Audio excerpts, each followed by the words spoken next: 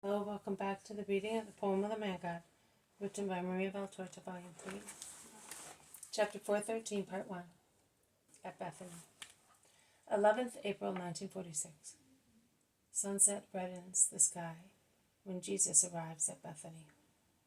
His hot, dusty apostles follow him, and Jesus and the apostles are the only ones to brave the burning road, as hot as a furnace, which receives little shade from the trees extending from the Mount of Olives to the slopes of Bethany. Summer burns, but hatred rages even more. The fields are bare and scorched. They are like furnaces, reverberating blasts of heat. But the souls of Jesus' enemies are even more devoid. I do not mean of love, but of honesty, of human morals raging with hatred. And there is but one home, one shelter for Jesus, Bethany. There is love, relief, protection, and loyalty there. The persecuted pilgrim directs his steps there, in his white garment, sad of countenance, with the tired step of one who cannot stop, being urged on by enemies close behind, with the resigned look of one who already contemplates death approaching every hour, at every step, and which one accepts out of obedience to God. The house, in the middle of its large garden, is closed and silent, awaiting cooler hours. The garden is empty and deserted, and the sun only reigns despotically there. Thomas calls in his loud baritone voice. A curtain is drawn, a face looks out, then a cry, "The Master!" And the servants rush out, followed by the surprised mistresses, who were certainly not expecting Jesus at that hot hour of the day. "Rabboni, my Lord!"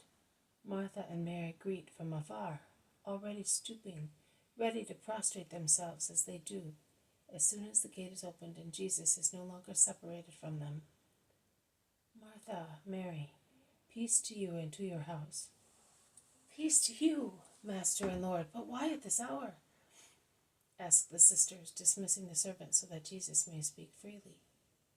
"To rest my body and soul where I am not hated," sadly says Jesus, stretching out his hands as if to say, "Do you want me?" And he strives to smile, but his very sad smile is belied by his sorrowful eyes. "Have they hurt you?" asks Mary, flushing. "What happened to you?"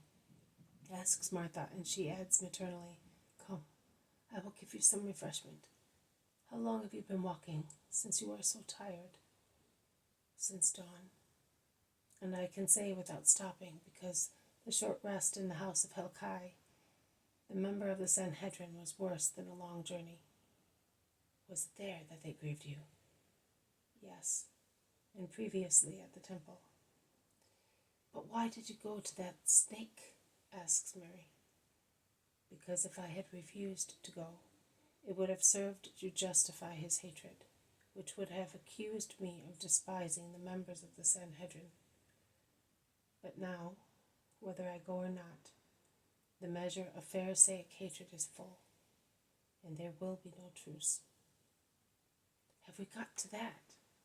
"Stay with us, Master. They will not hurt you here." "I would fail in my mission. Many souls are waiting for their Savior. I must go." "But they will prevent you from going." "No, they will persecute me by letting me go, so that they may watch every step of mine, allowing me to speak, to study every word, watching over me as bloodhounds track a quarry, so that they may have something which may look like a fault, and everything will serve." Martha, who is always so respectful, is so moved to pity that she lifts her hand to caress his emaciated cheek. But she stops, blushing, and says, "Forgive me. I felt sorry for you as I do for our Lazarus. Forgive me, Lord, for loving you as a suffering brother." "I am the suffering brother. Love me with pure sisterly love." "But what is Lazarus doing?" He is languishing, Lord, replies Mary, and this avowal, together with the grief of seeing her master so distressed, makes her shed the tears already welling in her eyes. Do not weep, Mary, neither for him nor for me. We are doing the divine will. One should weep over those who do not know how to do that will. Mary bends to take Jesus' hand and kisses the tips of his fingers. They have meanwhile arrived at the house, and as they enter, they go to Lazarus at once, while the apostles rest, refreshing themselves with what the servants offer them.